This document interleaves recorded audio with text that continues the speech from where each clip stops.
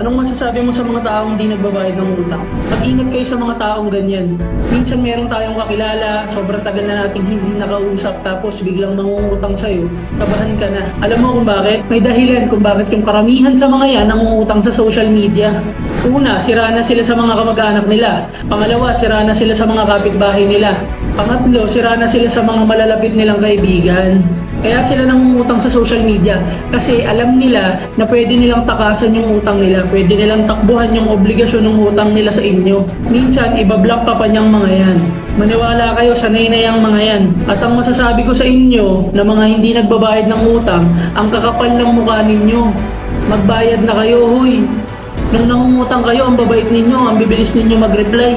Kaya kayo, ingatan ninyo sarili ninyo sa mga ganyang klase ng tao. Dahan-dahan kayo sa mga taong nangungutang sa social media. Pero ibang usapan yung mga gipit na tao tapos may intention magbayad. Magkaiba yan. Kasi ang mabuting tao humihingi ng palugit. Tapos babayaran nila yung utang nila sa panahong pinagkasunduan. For me, hanggat maaari, huwag kayong magpautang. Kung totoong may extra kayo, itulong nyo na lang, huwag nyo nang ipautang. I-priority ninyo yung mental health ninyo. Kaya kung ikaw hindi ka nagbabayad ng utang,